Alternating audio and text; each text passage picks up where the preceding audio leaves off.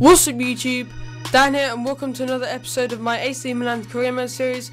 So we're going to start today's episode by a game up against Udinese, who have a really good striking force. So we are currently fourth on the table. Udinese are actually 1 point off us, so it's important to get a win here, and we are currently 2 points behind Lazio. So if we win this game we could go ahead of Lazio and into the automatic Champions League spots, I think that is. So Shaqiri gets the first goal of the game in the 10th minute. But I do actually have a couple of questions that I want to ask whilst this gameplay is on. Is that what striker should I bring in? Because I'm not fully sure about Balotelli, because he's only scored around the 15 goal mark this season. I'd really expect him to have around 25 by now, because if you remember from my Bayern Munich Super League, Aguero already had about 30 goals by now. So I really want a new striker, but if you don't want to see Balotelli go and he starts performing, maybe I'll keep him.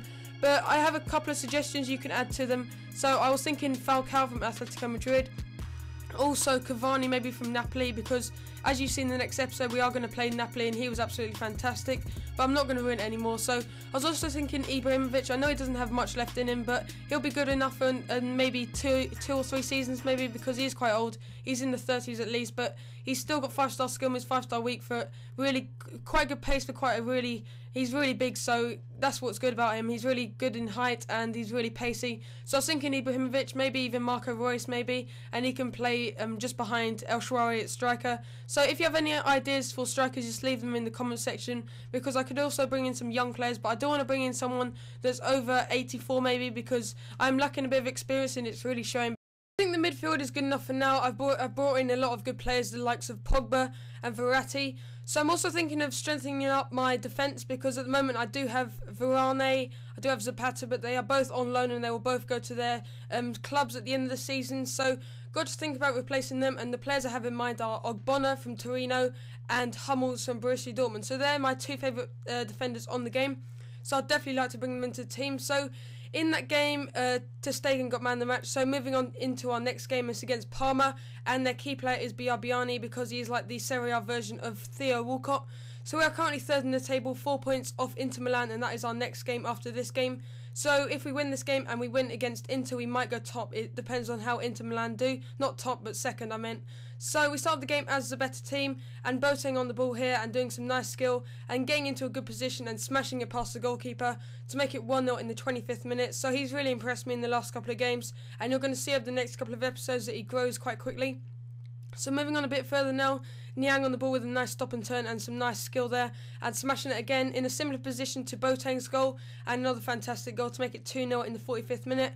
And Niang, I just want to quickly talk about him. He has impressed me on a couple of occasions, but he's been injured and his stamina is absolutely terrible. So I'm thinking of selling him, because I could get a good 10 million for him. So we got a penalty a bit later on in the second half, and Pizzini stepped up to take the penalty. He was the best penalty taker. So, oh sorry, I went for Boateng. I forgot. So Boateng took the penalty, sorry, and where was he going to put it? He put it in the top right corner, and the goalkeeper went left, and that was a fantastic penalty in the 67th minute, and he got his second of the game.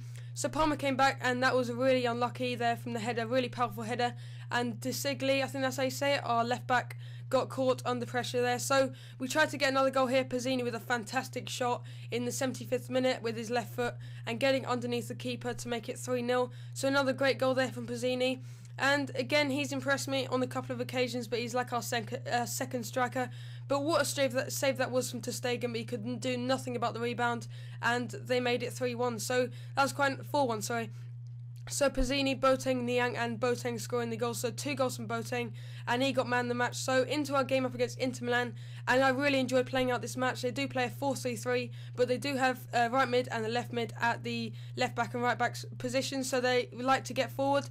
So as you see there, we are 4 points behind Inter Milan, and if we win this game, we can go 1 point behind Inter Milan, which could be really good. So I went for this game. I went attackive, and we nearly scored there. A fantastic save from Handanovic. I think that's the goalkeeper. So after that, great save from Handanovic. Again, he saved that shot from El Shaarawy. So as you see in these couple of highlights, I was just not scoring any goals.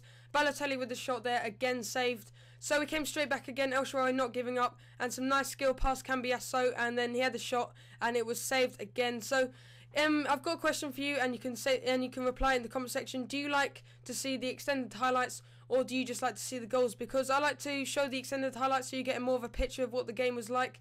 Because say if I showed the goals, it might not give you a full picture of how the game went. So Tell me what you think in the comment section below, because obviously if I do show extended highlights, the episodes will go on for longer and there'll be more episodes. So Balotelli going close there, and he just went wide and he came straight back, and another great save. So I might think of signing in Handanovic maybe if Ter Stegen doesn't do very well. So talking about goalkeepers in the future, if Ter Stegen has a bad spell, I might bring in Hugo Lloris, or I have enough money for Hugo Lloris, because I still, despite talking about him a lot, haven't used Hugo Lloris in career mode. I've used him in Ultimate Team, but I still haven't used him on career mode. But Verratti finally getting a goal there in the 58th minute. Fantastic goal to make it 2-0. So Boateng on the ball now with some nice skill, and then a nice stop and turn, and then past the defender into the box, into Bojan, and has another fantastic goal in the 69th minute. So we're reaching the end of the episode now. We're into the 90th minute. Can we reach 10 likes and there'll be another episode tomorrow? So thanks for watching, and I'll see you in the next episode.